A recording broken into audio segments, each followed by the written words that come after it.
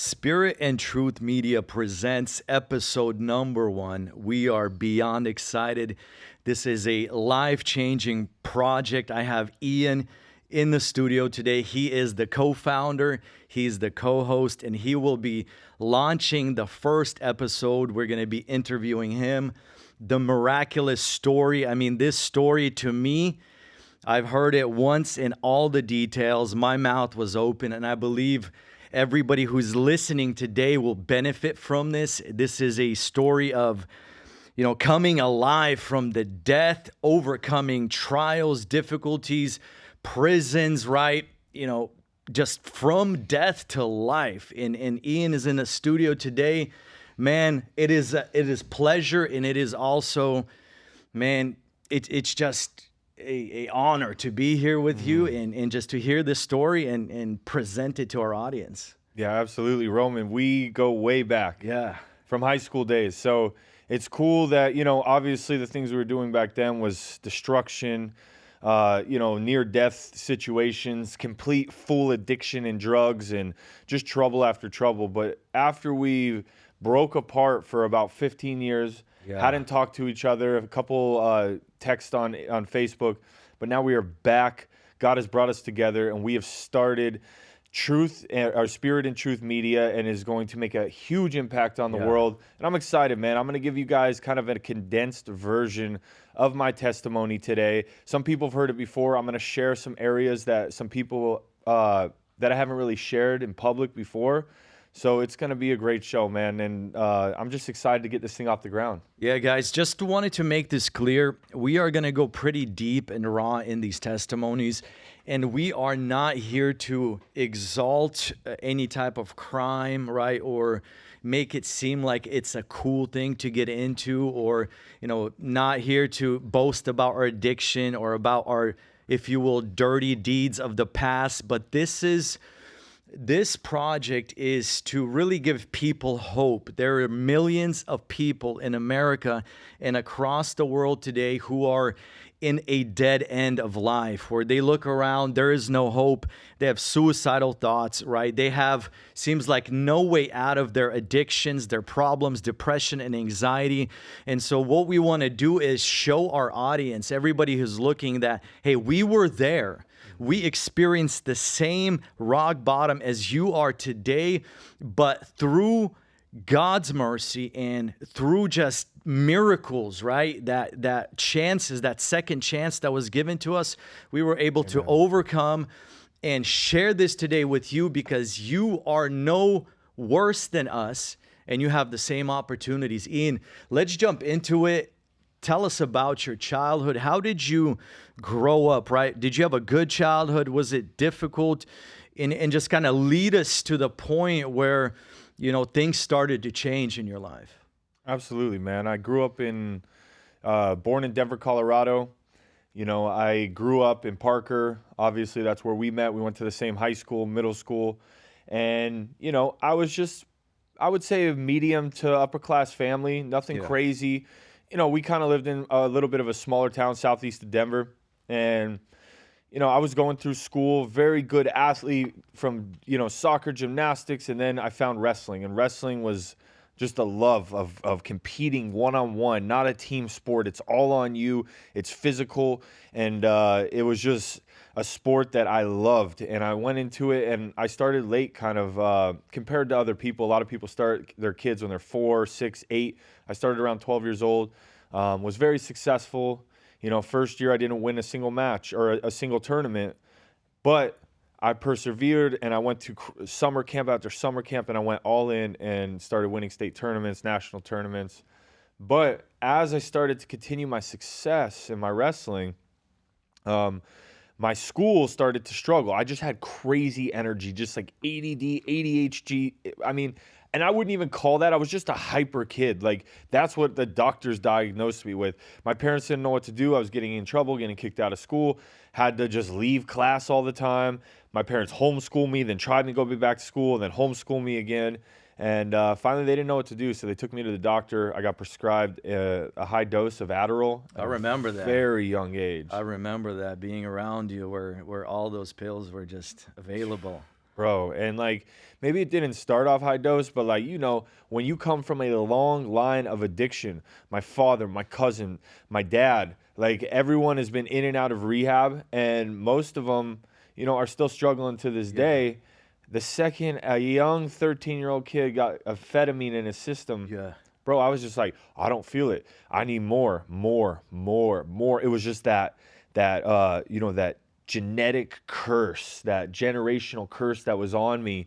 And you remember, bro, I got so many pills. I was selling them, giving them out, taking pills, and it really developed into more of like drinking hard, because you could drink so much harder on Adderall, smoking weed, and then it eventually went into harder drugs like cocaine and ecstasy. So Yeah, man, I wanted to highlight actually the success of your wrestling career before drugs got really serious. Just I wanted to draw this contrast, the path you could have taken to avoid all the darkness and right these experiences that I would say were stacked against you. Like it is only mercy of God that you're here alive, because oh yeah. from international prisons to Colombia, right, trafficking across the world.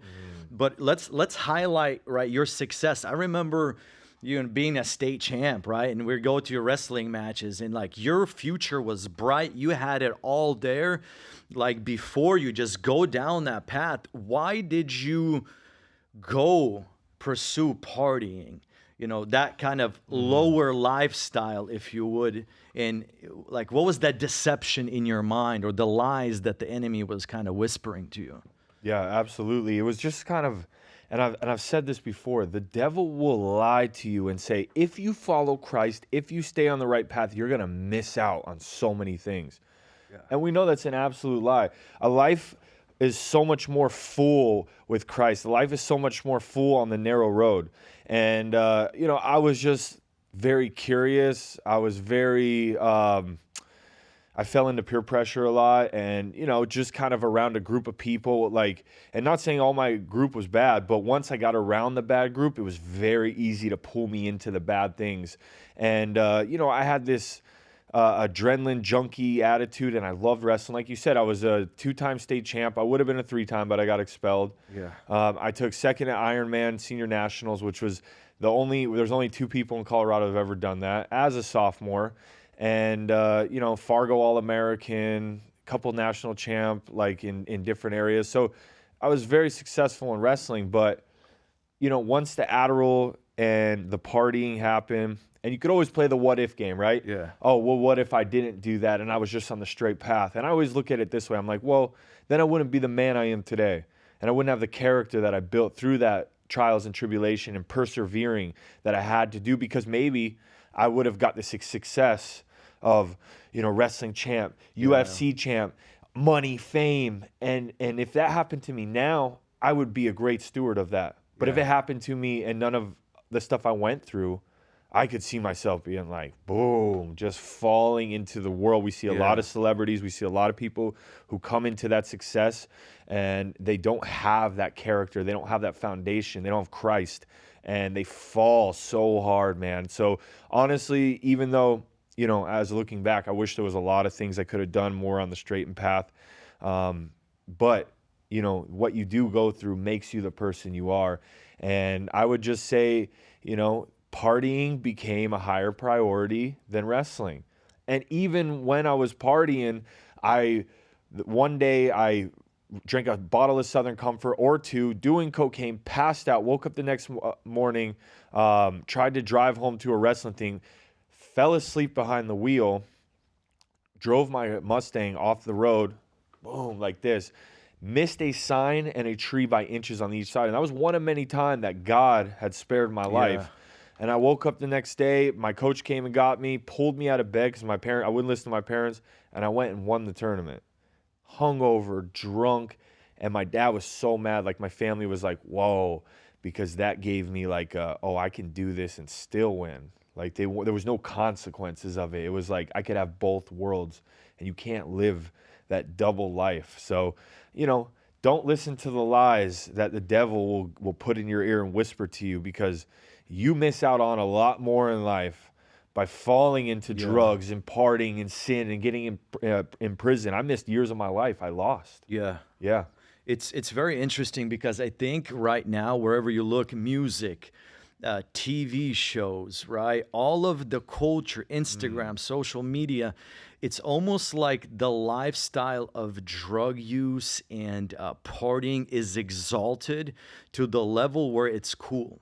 Oh, yeah. Because when me and you were growing up, it was not everywhere. Like there was groups of kids that partied, and it was more on the down low. And now with social media coming up, it's everywhere. Oh, yeah. And so kids, when they look at it, they perceive it like, hey, if I go into these substances, if I start partying, this will be an opportunity for my life that is going to benefit me.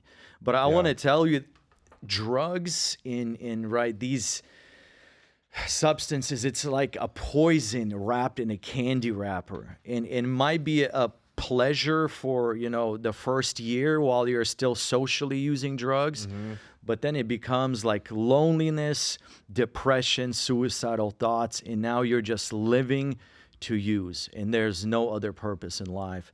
What was that? I really want to highlight just the depth of that rock bottom.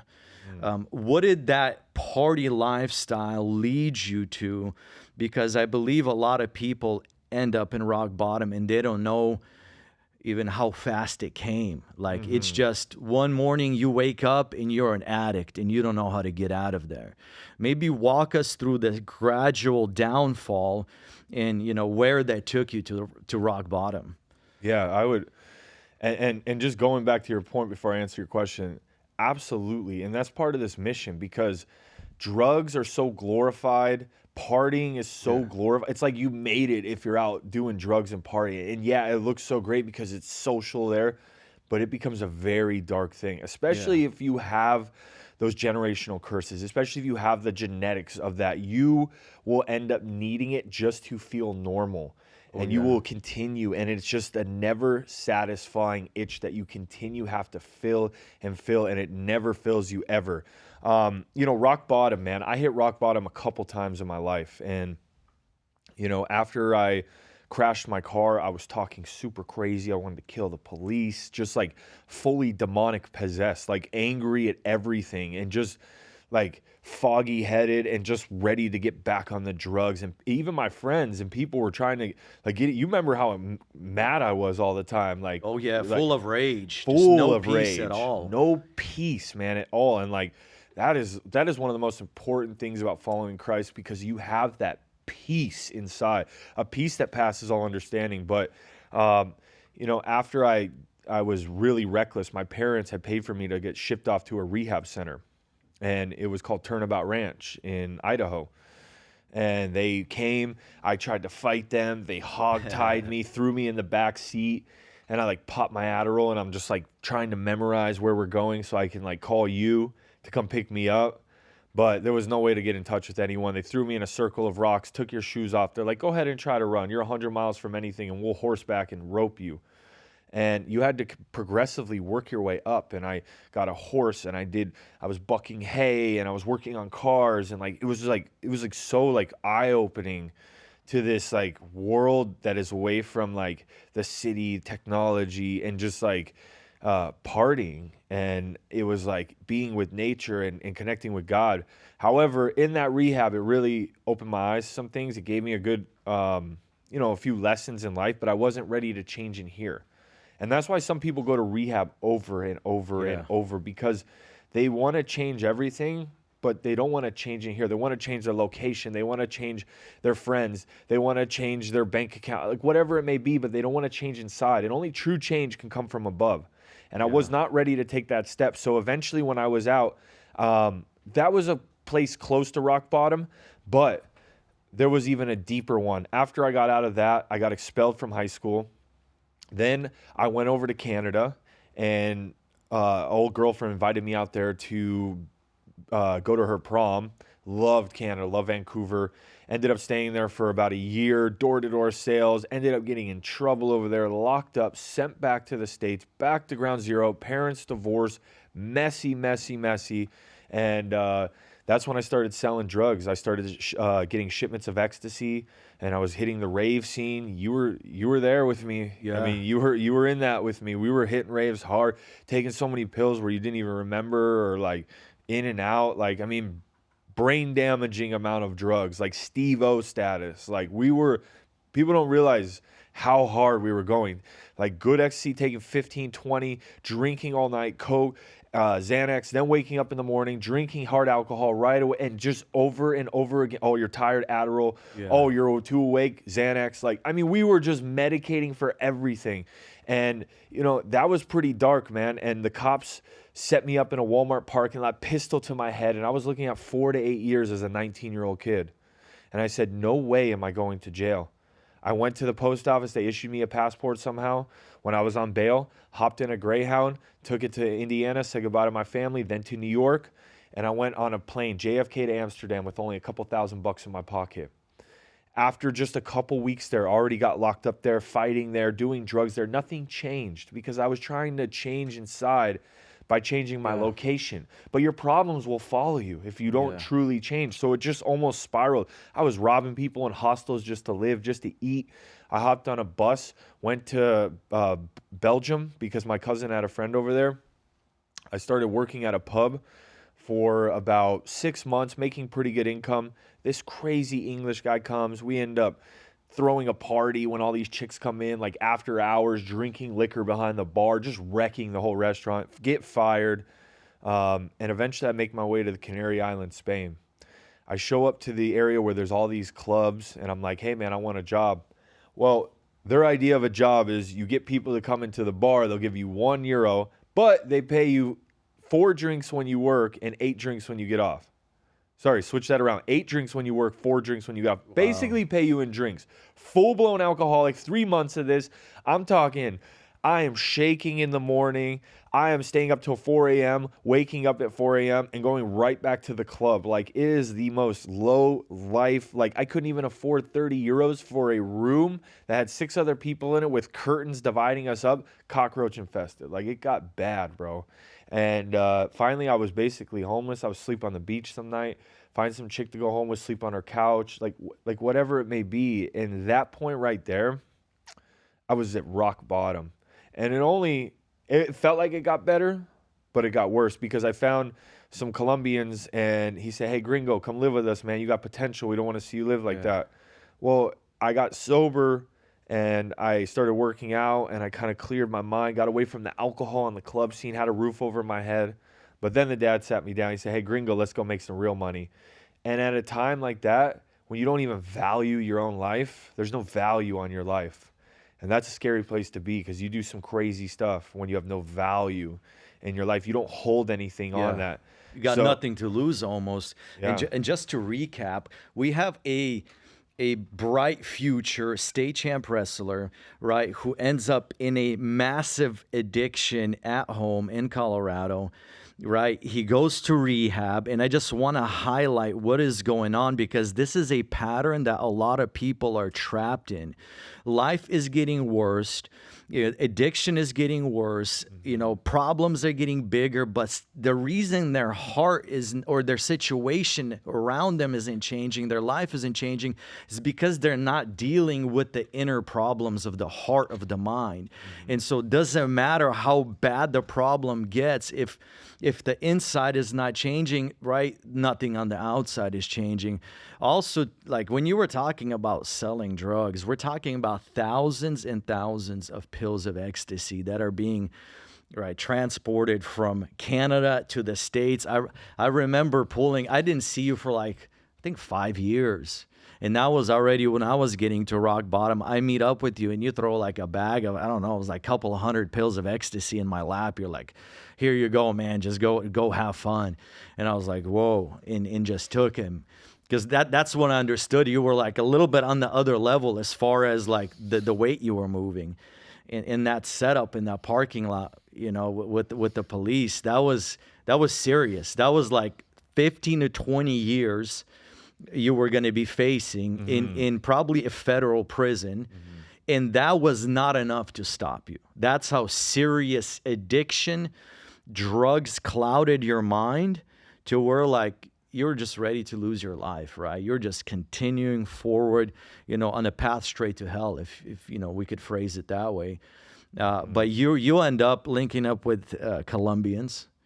They're offering you a job. We all know what that leads to, right? Trafficking from Colombia to Europe. Let us know how crazy that got, because I mean, that's some stuff you see in the movies, and you're living this life, and you're facing all the dangers that come with that, and that's still not enough to say, hey, wake up, man. Yeah, absolutely. I mean, when you make that decision to go to Colombia and transport kilos of cocaine, like and I didn't really even realize the severity at the time. I was like, I might get locked up. And I was swallowing the coke at first. Like it was like a mule mission in the beginning, but I was still getting paid. Tell us the process. Like, how does that work? Maybe people are interested. Yeah, so we would fly to Colombia. You never want to stay for a short amount of time because it looks suspicious. So you would stay about 3 weeks to a month. First week, full out party. Okay. Second week, sober up, and you want to start working out and just like get the body healthy, because it's gonna have to swallow a lot of plastic, a foreign object. And the first time we went down there was the craziest, because we never had been down there, and the boss man wasn't coming with us. He sent us down there with his girlfriend's relatives in a place called Cali, Colombia. This place is ghetto. Like, I mean, like there was no tourist around, especially back then. Like it wasn't booming. Now Colombia is booming, but even in Cali. What year is this? This was 2009. Okay. 2008, 2009, 2010. Because when I went to Spain, I did 2.5 years in prison, but I spent 2.5 years on the street. And 2 of those years, maybe a couple months, I was trafficking. Yeah. So it didn't take long before I was working. And, we get down there and they're like, all right, we're going to the river. So, like, they take us up to this crazy jungle river, and I get in this like big river, beautiful, like out of the Jungle Book. Like this place is looking crazy, like, and all these little kids are just surrounding me, and I'm just like, what is going on? And they're just like, they never seen a white person before, blonde hair, blue eyes, like, and I was like, hey, oye, chico, ¿dónde está la guerrilla? And like this kid, like this little kid, I asked him where like the guerrilla is, like that's like the traffickers, and he was like, "Ahí, like over here," and I was like, "Whoa!" Like put my hat down, like because like they have no problem kidnapping a gringo, like, and they were picking up the kilos. We went down, blender it up, pressed like 10 gram, 8 gram little things, and I mean the first time was so sketch because we didn't even see them package it. They just handed it to us and we swallowed. How big were they? They were like as big as my thumb. Wow. And you're just swallowing just big pieces of like wrapped in plastic. You don't even swallow. It's like you put it in your mouth like yogurt or a smoothie and just like, okay, it just shoots down. To lubricate it a little bit. Yeah, it's just this very weird feeling. You got to like, because like when the Colombian told me, he's like, hey, can you do this? And he brought some grapes home and he's like, see if you can swallow this to see if you're like if you're a good fit. Yeah, if you're a good fit for this new job, your new career. And so you got to wake up like 6 hours before your flight, swallow 10, walk around, swallow 10, walk around, swallow 10, walk around. Be on the phone with him. Hey, bro, swallow 5 more, and I'll give you another $1,200, 1,200 euros. Nothing at the time. And we went back, and I remember one of the last ones to come out, bro. This thing was like soft, ready to break, and I was like, oh my! And I got like sickness.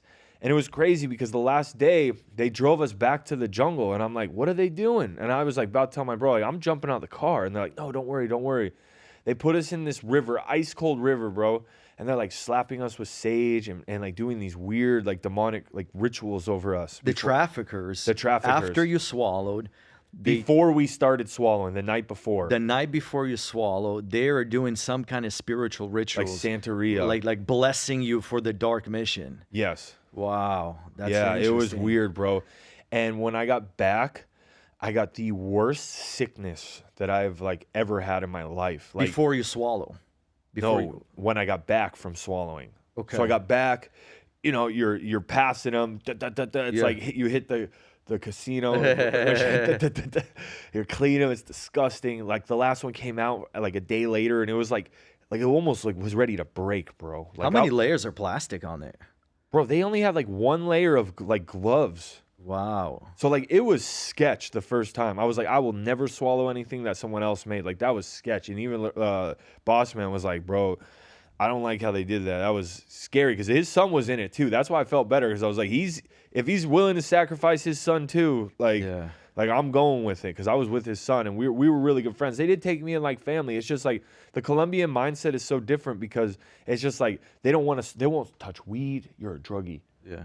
I got 10 kilos in the trunk. We're doing business. It's okay. Like it's like accepted. Like we're businessmen. Like we're politicians. It is so deep Like, in the culture that like it's not even a bad thing. But bro, if you light up Caffeine. a joint, they're like, you junkie. Like I'm getting out of the car. Like I remember I lit up a joint in the car, and the girlfriend of the guy, she made him stop and she left the car. And meanwhile we had 4 kilos in the trunk. Wow. And I was like. And she's like, you can't smoke weed. And I'm like, was it because of the drugs? She's like, no, you're a junkie. And I'm like, whoa, this is ingrained in them that it's business. It's all about business. It's like moving like an export-import business. Like it's survival. It's survival. how they make money. What would have happened to you if that stuff started bursting? Oh, those you packets would start bursting in your stomach.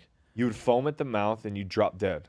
Really? You would instantly die. And that's why I was like so freaked out because when I had that last one in me, I went to the grocery store to grab a beer. And I went in there and I was like, ugh. And I was like, this is it. This is it. I just started praying. I was like, God help me. God help me. Like I thought I was gonna die.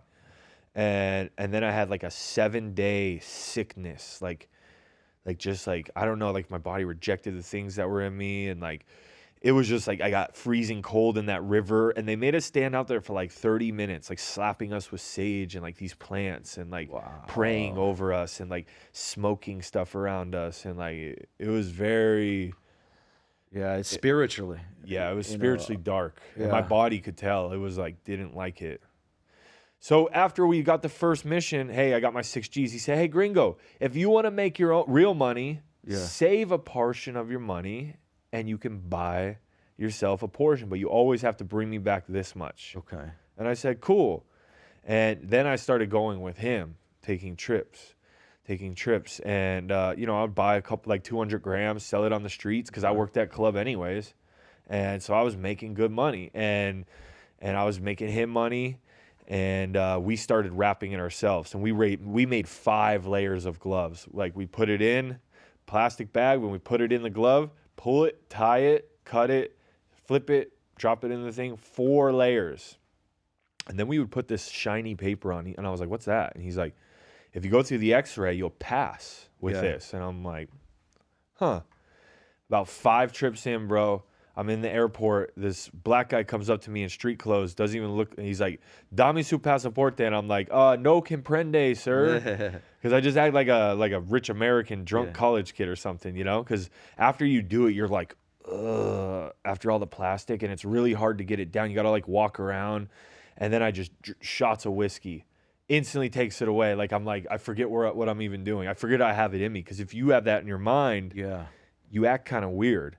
So this dude says, secret police, pulls out the badge. And I'm like, oh. And he's like, oh, this is in Colombia airport? Yeah. Bogota. Wow. The capital. And he's looking through the passport. He's like, oh, yeah, you like Colombia, huh? And I'm like, yeah, I got a girlfriend here, Sit down.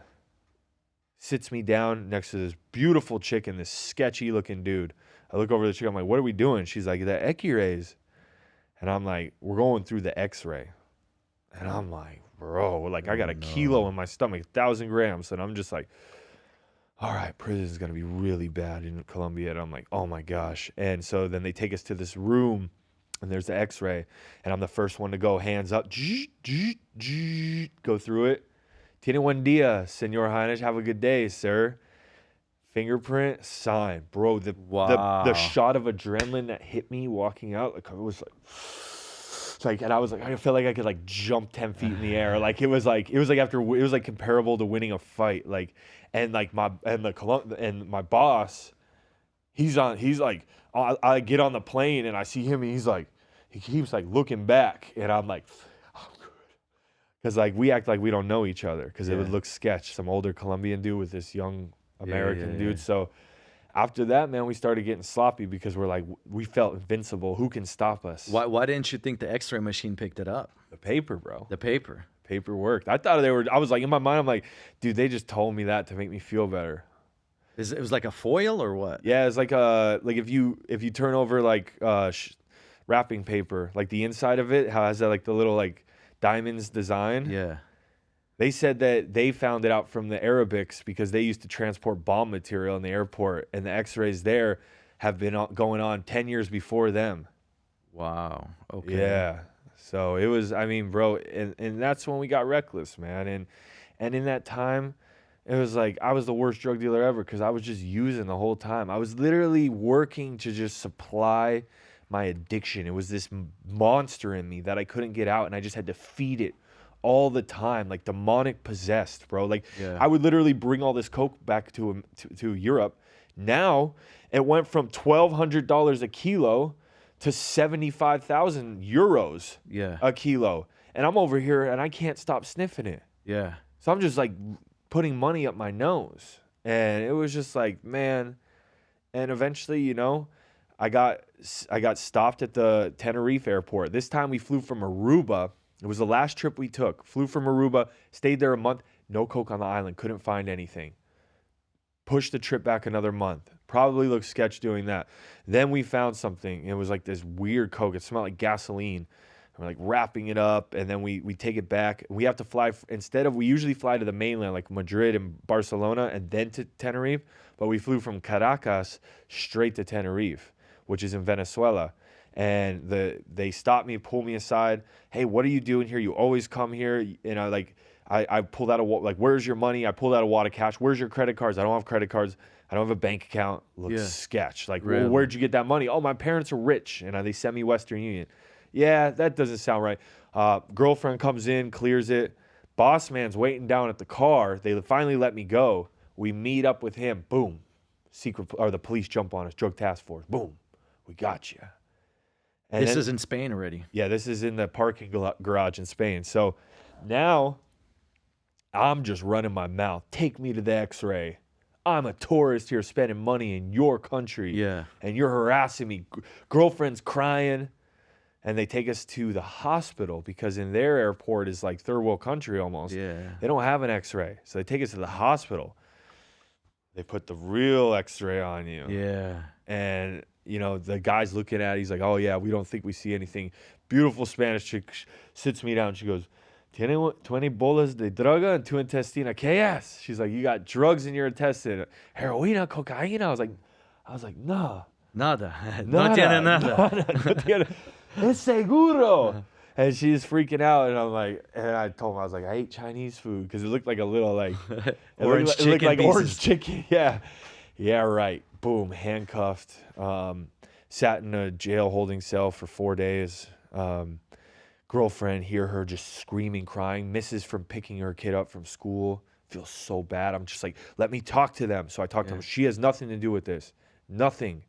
So they finally clear her, let her go. I mean, that was another rock bottom, going back to that original question. Rock bottom, bro, because I'm sitting in a foreign prison cell. I'm on the run for federal charges, felonies. In U.S. In the U.S. And before all this, I was a wrestler who was getting letters in the classroom from Harvard, Stanford, like handwritten letters to come get a scholarship and be on the wrestling team, who had a full ride scholarship to Boston University, written out for me, $50,000 a year. Wow. And I'm just like, what am I doing? Like, and that was, I mean, prison sucks, man, but at the time it was the worst thing that could have possibly happened to me. But sometimes the worst thing that could happen to you turns out to be the best thing that could happen to you. And I know some people probably out there, you're struggling with something that you feel like is the absolute worst thing that could ever happen in your life. But I'm telling you, people, there is a light on the end of that tunnel. And maybe God is putting you through a test. And he is going to bring you on the other side of that and bring you to a new person, bring you to the promised land, and bring you to the fullness of what he wants you to be. And that's exactly what it was, bro. I got time to reminisce. I thought about our stories. I thought about family that I hurt. Like, I thought about all these things. And there was a big drug community in the prison. I could have turned from it. But I started to clear my mind and look around at the people, and I was like, I don't belong here. I don't feel at home here. I'm not like these people. I'm not this person. And it was like an epiphany, bro. Like one night, 2 a.m., I woke up screaming, and I was like, looked in the mirror, and I was like, no, I'm not. Like, I'm changing. And God started putting this dream. He's like, you're going to be UFC champ. You're going to do great things for me. Surrender your life to me. Like, speaking to me. And they had a wrestling program, Lucha Canaria. So this is already, you're in the prison in the Canary Islands. Did they give you amount of time, or are you just in a holding cell? You don't know how long you're serving. Bro, they put us in a holding cell for like first they made me stay in the airport. They wouldn't let me eat food to pass it because they said it could break the balls. I'm like, bro, I've been eating food this entire last 15 trips. Yeah. Food gets it out. I didn't want to say that, obviously, but I was like, they gave us this like laxative, bro, where it was like terrible, like just like it was like disgusting, bro, and it wouldn't come out. And so I was like 4 days there, 4 days in a holding cell, and then they just threw us in with, and it was like these guys are screaming like "Esa culo," like when you walk into this like this cell block, and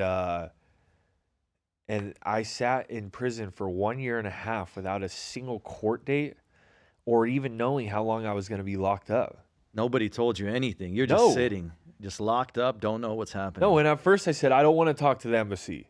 They're like, the U.S. embassy is available for you. I said, I don't want to talk to them because I'm like, felony charges. I don't want to put them on my radar. I don't want to be extradited back to the States.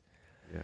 And eventually the embassy found me, and eventually, like a month in, I got to call my mom and dad and let them know what happened. They already kind of knew. And yeah, man, I mean, from rock bottom, then to starting wrestling, starting kickboxing. That's in the prison. In the prison, bro. Like, it was You're like, enlightened, you have clarity. God is showing you, hey, there's a future if you surrender to me.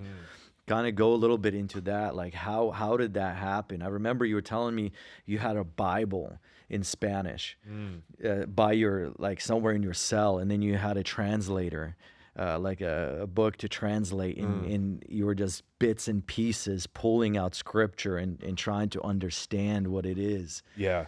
That's powerful, how the Word of God was just bringing light into your mind and purifying you. Yeah, it was a process, bro, because I was locked up and I still had a part of me that wanted that addiction.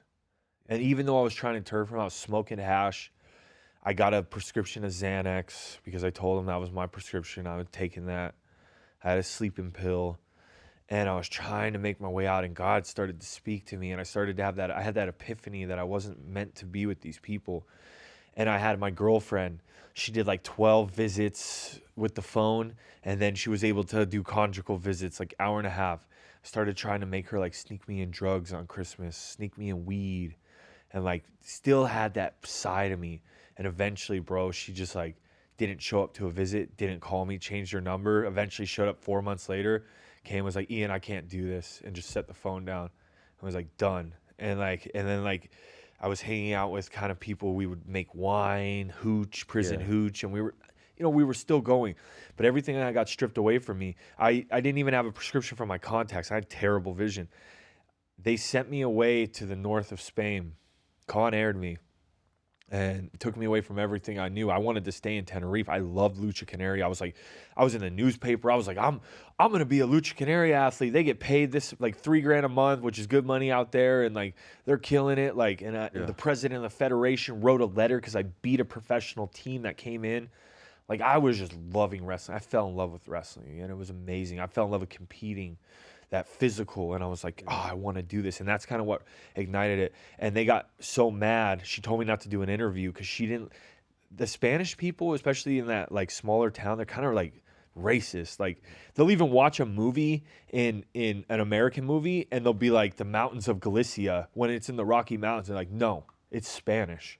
Yeah. Like, they just have this crazy mindset, like everything's Spanish and everything's better here. And like, I get it, they're patriots of their own country, but it was just like wild. She threw a bag in my face. She was like, get out of here. Pack your stuff. You got 30 minutes. Out of nowhere, I was like, I don't So it shipped me off, and I end up in this new. First off, I'm in these crazy holding cells. It's like terrorists in there. Like they think I'm Russian. Luckily, like they didn't know I was American. And then finally, I make my way to this place called Lyon, Spain, and I get there, and the first day, someone just like, I forget what he did. He did something at lunch, tried to take my chicken or something, or like something, and I boom blasted him. Isolation right away. I think it was 2 weeks. And like the days go by, bro, when you don't talk to anyone. You're counting every crack in the room. You're like praying. You're doing like yoga.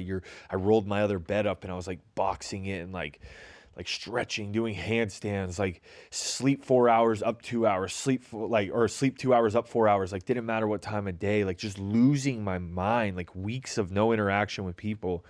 And if anyone's been in isolation, it's like torture, bro. Yeah. Like humans need interaction, and people have been in way longer. Like my buddy Blair did years, and it messes with you. So finally, I was just like, all right, God, I'm losing it right here. I need you to show me. And I was like in agony, tears, crying out, and his Bible was sitting there, but it was in Spanish fully. I had a translating dictionary.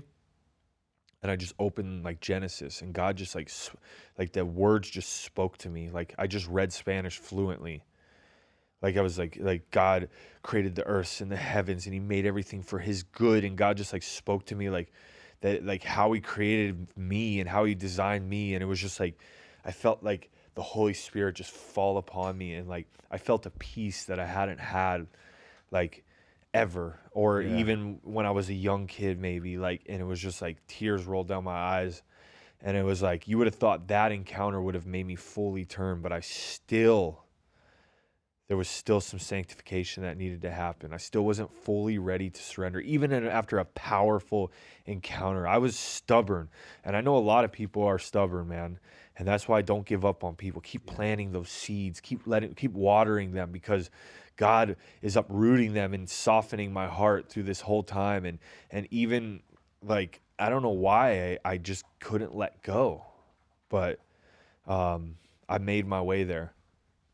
Yeah, so you're finishing up your stay in Spain.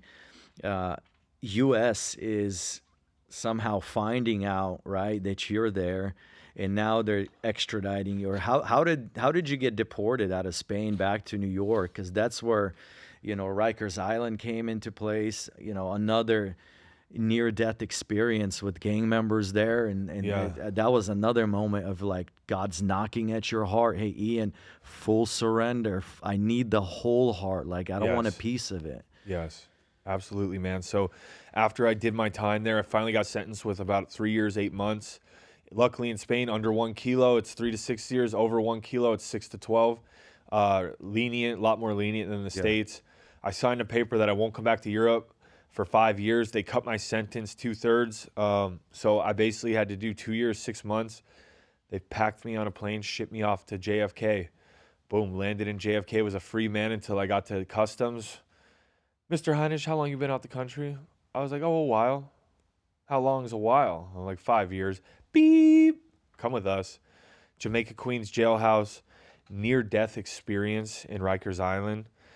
When I thought I had an SOS on my head, stab on sight, and I was like, I'm going to die tomorrow or the next day. And the U.S. Marshal came in there, boom, boom, boom, Heinisch, let's go. What happened? Why did the gang members want to get you?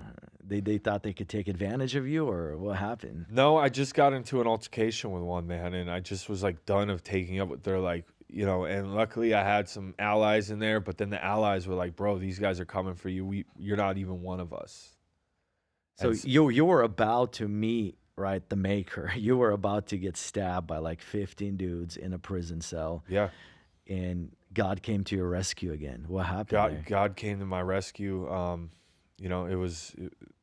I basically, when you mess around with the gang, I hit someone. I luckily didn't get stabbed right then and there. And the next morning they had a plan, and I was seeing people dying in there. Like people, like I don't know if they died, but they were getting soccer kicked in the head and unconscious for 15 minutes, and the guards are just chilling. Like guards are in the gang, bro.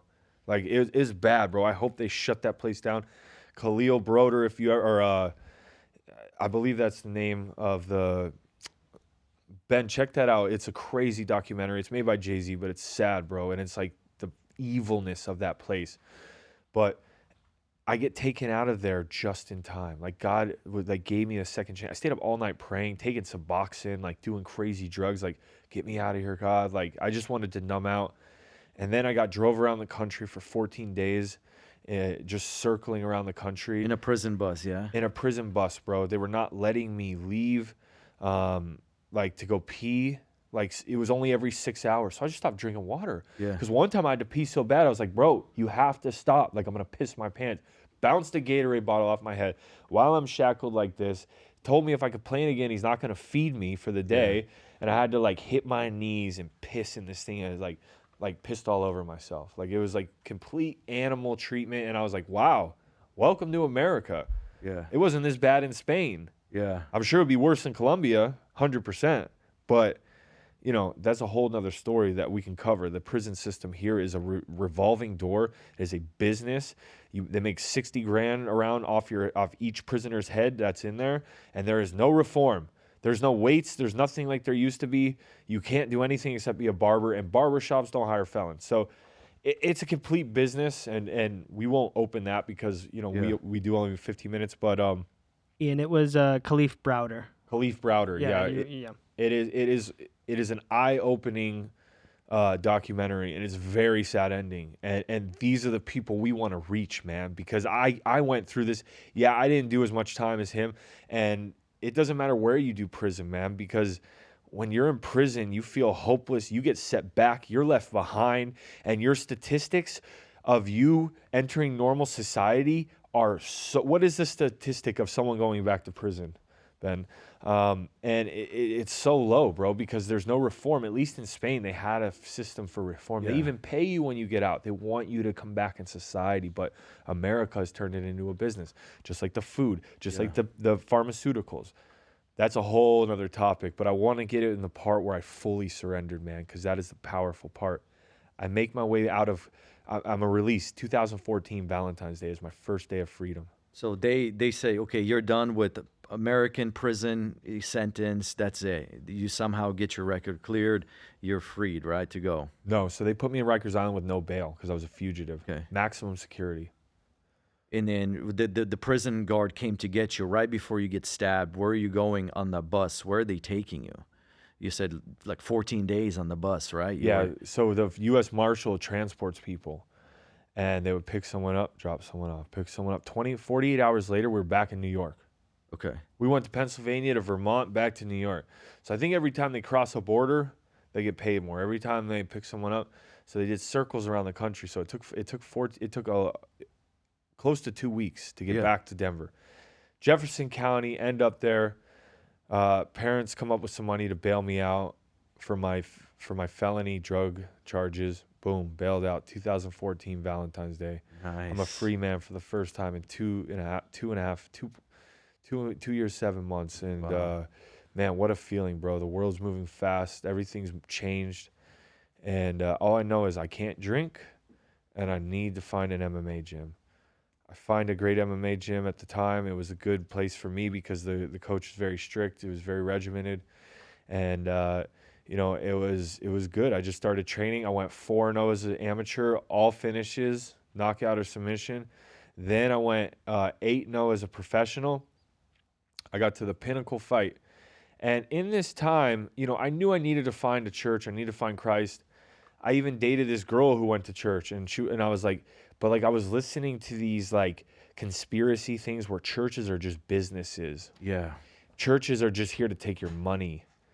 And I ended up going to this church service, and it happened to all be about money. And the pastor was like, here's that $100 I borrowed from you for the church. And like, it came off like, look at me. And it was like the devil like brought me to the worst church service. So I was like, I don't need church. I have my relationship with God. And sometimes we get lied like that because you don't need a building. You don't. But you need fellowship. You do. You need to be fed. You need to serve, and you need a group of people that you can lean on that will pray for you, that will have not your best interest at mind or their best interest, but God's best interest for your life. Yeah. And that kind of group I was not having. So my dad was partying a lot. My dad was doing painkillers. My dad was doing acid. My dad was going hard, but he was working out like an animal, like 4 to 6 yoga classes a day. And we make me do yoga. After a fight, we're going to a yoga thing. And I tore my LCL fight before this fight that was going to get me in the UFC. I went to the doctor, prescribed me 50 Percocets. Instantly hooked. Right back on that hook, yeah. Right back on the hook, man. And you know, bro, painkillers and oxy and opioids are the hardest drug to come off of because it's just fighting to stay not sick, not like your skin crawling. Like, so, I mean, it started out slow, just social. Oh, and then it started, oh, I have pain, the lies. Oh, you need it. The doctor gave it to you. Yeah. Oh, you hurt yourself. It's legal. It's legal. When you do painkillers, you will feel so much more pain than you've ever felt in your life. If you do it the right way, where it's like, hey, I mean, now I get some crazy like procedure where they stick a needle in my back, give me stem cells, and I'm in like crazy pain, and I'm like, I can't even take painkillers what they're meant for. Yeah. Like, that's the way you do it. 1 to 2 days, you're done. Like, just that pain, but we're doing it to get high. I'm not getting tired. I'm getting energy. I'm training in the gym. I'm taking shots to the head. I'm taking Adderall with oxy. Next thing you know, I'm smoking. It was just this vicious cycle, bro. I would quit 3 weeks before a fight, and then I would get deathly ill for about a week, and then I would feel better, and then I would go fight. It would be fight week. I would win the fight. What do? I want to celebrate, man. Yeah. And I don't drink alcohol, but let's go to the party. Let's take another pill. Yeah. And the vicious cycle, I was going to Mexico, and I was buying over the counter shipments of these just to feed it, Tramadol, this and that, wrecking my stomach, bro. So I go into this fight that if I win, I'm in the UFC. I'm undefeated. Yeah. I've won 12 fights in a row. I'm on a roll. I'm unstoppable. I go into the fight. I feel totally weird, not myself. I end up getting submitted first round, first loss, first submission. Well, in this time, I did find church. And I started going to like this kind of beginner church, I would call it. And then I was going to a Bible study with Nate Marquardt. And he was pouring into me. And I was like, you know, it was such a powerful Bible study. But I was sleeping with women all the time, and I was using drugs. And I went on this camping trip after I lost this fight. First fight you lose is the toughest. Like, you were like devastated, depressed. Like, you hate life. Like, it's rough. You feel like a failure. You feel like a failure, bro. You feel embarrassed, everything. And we go on there, and I chop wood till my hands bleed. I take Nate Cups on this hike where we hit the summit. It's like 60-mile-hours wind. I said, I'm going. Like, I hiked so hard where I would just have to change clothes, put it back on because I looked like I jumped in the pool. And he almost got hypothermia, and I just was like trying to punish myself. Like, I just was so angry. Finally, we get back to the camp. We open this Bible study, and bro, it was like it rained so long, we just stayed in our tent and we just went through scripture, bro. And I felt offended because basically the Bible's just saying, you're not saved. Like, scripture was pointing to, I was not saved. And we felt offended, but then it hit us like a ton of bricks. It was like, you are a hypocrite.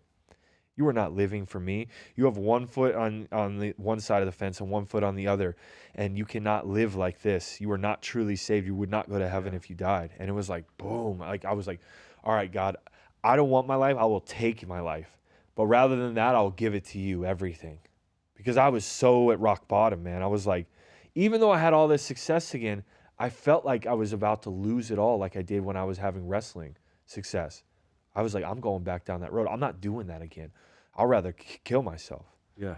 You know? But at the time I surrendered. Next week, went to church, baptism call on a Saturday. God pulled so hard on my heart. He's like, you're going. And I was like, okay, Lord, I'll go tomorrow. And because I wanted my family to come. Binged on drugs all night. Because I was like, this is it. It's over. My last run yeah, at it. My last run, bro. You don't go to rehab sober. But no, it was, you know, and went in that water the next day. It looked clear to me. I walked out of it. I looked back. It looked black. And God spoke to me. He said, there is your addiction and your sin dead. This fog came over my head. I didn't feel the withdrawals like you usually do. but I felt like a bad high, like a headache, like a concussion. And I like stopped training. I was like, what is going on? And I'm just praying to God. I was like, God, I don't want this feeling. What is going on? What is going on? And God, finally, after 1 month, I stayed faithful, and I felt the devil trying to pull me back. And it was like a feeling. This is the feeling you never want. And he lifted the fog. And like even now, like I've taken like CBD edibles or like dabbled with weed in between that. And like if I get like that, if I go past the point of like using like medical stuff, like because I was Yeah. fighting, bro. Like Yeah. I couldn't use painkillers anymore. I'm so much pain after fights. And I was using CBD, but sometimes it'd have too much TC. If any time where I felt foggy in the head, it was like Your mind altered. Yeah. conviction, bro. It was Yeah. like no. And that is the feeling that I never wanted. And from that time, bro, I was broke. I was living in my buddy's basement. I was not in the UFC. I was addicted to drugs. 1 year later, I was broke into the UFC, broke into the top 10, 4 knockout win streak, met my wife, married my wife, and we Yeah. bought our first house together. In 1 year In after 1 you year. surrendered to God, man. 1 year, bro. That is the story of redemption. You have a man who is broken, who is in sin, and who has no future. And all you have to bring to Jesus, all you have to bring to God is humility, surrender your life. And he's like, here is the open door, walk in. I've prepared something beautiful for you. Man, what an amazing story. And I really hope this serves the people who are listening. If you are in a dead end, know that all it is one decision to let go of the past, repent, let go of your sin, and God could turn it all around. I know time is running out. Tell us, like, what's moving you forward now, where you are now at life, in your life, and just kind of like what's keeping your mind clear and away from the substances. How do you continue to stay strong? Yeah, absolutely, man. I mean, now it's like you got to keep your mind pure. If something doesn't serve me on social media, I block it. Yeah. If a friend doesn't serve me, I block him out of my life. Like I can only feed my mind and my heart what is serving me, but more importantly, what's serving God. Like I don't want to fall into any more traps. Like and it's just a different walk, man. Like after that time, I went through some serious struggles, man. Like it's not all sunshine and rainbows when you surrender to God. It is, yeah. It's you're gonna go through it. You're gonna be persecuted, and you might go through some crazy tests, but you don't go through that alone anymore. Yeah. And you walk with a peace and a confidence and a power that brings you through all of that. And that's what happened, man. I mean, I got my UFC career stripped away, essentially. I still have my contract, not saying it's fully over because God could flip his switch and say, you're going to go back in there and win the title. But, I mean, I got a life-changing brain injury where I was in a cloud, bro. I was like, I didn't feel like I didn't know who I was. Like, if I didn't have God at that point, bro, I would have been full suicidal because it was like scary, bro. Like anything like that was out of the ordinary, my anxiety would spike to a level. And I was just like hard to breathe, like almost a panic attack. Like, bro, am I gonna never be normal again? Like, I didn't even care about fighting anymore. And there's that feeling where you want to get mad at God, but I just had to trust him. And opportunities came up with cryptocurrency, and it was like, man, he provided so abundantly, like making more money than I've ever made in the UFC without getting punched in the head. And it's not all about making money because I said, God, what about the platform that I was gonna have to proclaim your name? Yeah. Like, what about it? But there's always going to be, and we talked about in our Bible study, a time when you just don't understand what God's doing, at least now, and sometimes never on this side of earth, but after. But you have to still have that faith. And I had that faith, and God provided for me. God healed me of my brain injury. Now, I don't know if I would risk getting hit in the head because I still feel some little bit of symptoms when I go hard in the gym, but I am in a very good place right now. I've started this Bible study that's been growing. I went on a mission trip with you where God spoke to us. And it's just like when you're walking in the power where God's leading you, you feel so secure, so full, and you feel this power, this anointing. You feel like someone's walking along with you, this powerful being who's leading you. And, it's important to stay in that group, that fellowship. That fellowship's so important. And now God has brought us back together. And he said, we are going to elevate believers. We are going to elevate people's testimony. We're going to elevate the power of God, what he's done in people's lives. And our goal, and I've always had this goal, Ash, like you can go back to my videos. I wanted to always open up like a halfway house or a treatment center. And I know how hard people struggle with addiction. I see friends, I see family falling down a path, and it's like, man, now we know the answer. Yeah. And we want to give it to them. And sometimes it's hard because we don't have the resources or the setting that we can like fully pour into them with time, because it's not it is a switch, but for that person to fully surrender, sometimes it takes time. You can switch like this. It happened to you, it happened to me. But to get to a person to a point ready for that switch can take some time and pouring into. So, it's amazing what God's done, and what he's just getting started. Like this is going to change so many people's life. We have so many series in this media company that is going to blow your mind. It's going to be so entertaining. It's going to be so powerful. And I know people out there have friends and family that are struggling with addiction. And this is going to be an instrument that is going to knock down walls that you couldn't knock down, that I couldn't knock down. But God is going to bring this in their life, because it's so easy to watch a YouTube video when you're hurting. It's not easy to read a book. It's not easy, to walk into rehab.